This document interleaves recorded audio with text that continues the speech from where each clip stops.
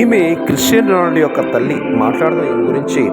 ఈయన Christian Ronaldo యొక్క father. ఈయన గురించి కూడా మాట్లాడదాం ముందుకెళ్ళి.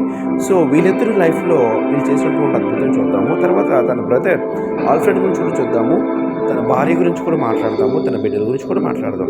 క్రిస్టియానో రొనాల్డో అంటే తన మమ్మీ కడుపులో పడినప్పుడు తన మమ్మీ అబార్ట్ చేయాలనుకుంది. ఎందుకంటే తన ఫాదర్‌కి, తనకి ఒక డిఫరెన్సెస్ రావడం వలన తన బిడ్డని వద్దనుకుంది. కానీ దేవుడు ఆ బిడ్డని అబార్ట్ చేయనివ్వకుండా తను కాపాడాడు. సో అలా వచ్చినటువంటి బిడ్డ యొక్క మిస్టర్ క్రిస్టియానో రొనాల్డో మనకందరూ తెలిసిందే.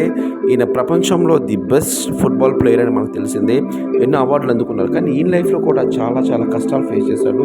తన తల్లి ఒక స్వీపర్గా పనిచేసేది. రోడ్డు మీద తన తల్లి తను కూడా తుడుస్తూ ఉండేవాడు. తన నాన్న మందుకు బానిస అయిపోయిన తర్వాత తన జీవితాన్ని ఆయన కోల్పోయాడు. కానీ మన క్రిస్టియానో రొనాల్డో చేపలు పట్టడం గట్రా చేస్తూ ఉండేవాడు. తన స్కూల్లో ఒకసారి తన టీచరు తను చదువు బాగా అవ్వకపోవడంతో అక్కడ నుంచి ఆయన తిట్టిన మాటకు ఆయన కోప్పడి కుర్చీ కూడా చేశాడు. సో అలాంటి వ్యక్తి ఒకరోజు ఫుట్బాల్ మైదానంలో తను ప్రాక్టీస్ చేస్తూ తన తండ్రికి కనిపించాడు. తండ్రి ఎంతో ఎంకరేజ్ చేశాడు. తను ఎంతో ఎంకరేజ్ చేసి తన ఇద్దరు బిడ్డల్ని ఆ ఫుట్బాల్ మైదానంలో తీసుకెళ్తూ ఉండేవాడు. తను అక్కడ పనిచేస్తూ ఉండేవాడు. అయితే ఒకరోజు ఆ ఫుట్బాల్ మ్యాచ్ని చూడడానికి అక్కడ సాకర్ ప్లేయర్స్తో పాటు కొంతమంది కోచ్లు వచ్చారు.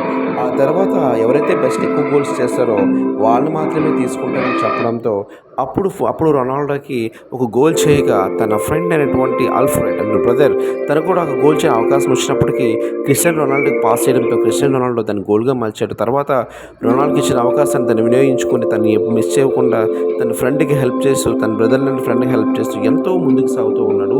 తన జీవితంలో ఎన్నో అచీవ్మెంట్స్ పొందాడు. తన భార్య కూడా తనకి ఎంతో సహకరించింది. తన తల్లి చేసిన సాక్రిఫైస్, దేవుడు ఇచ్చిన అవకాశము, తన బ్రదర్ ఇచ్చిన అవకాశంతో ఇంతవరకు తను ఎన్నో అవార్డ్స్, ఎన్నో ఫుట్బాల్లో మంచి పేరు ప్రఖ్యాతులు పొందాడు. సో ఇతని జీవితంలో ఎన్నో కష్టాలు పొంది చివరికి మంచి స్థాయిలో ఉన్నాడు. ప్రతి వ్యక్తి కూడా తన జీవితంలో కష్టాలు పడినప్పటికీ తను లేచి నిలబడితే జీవితంలో రొనాల్డో కన్నా అంతకన్నా మంచి స్థాయికి వెళ్ళగలడు. Thank you.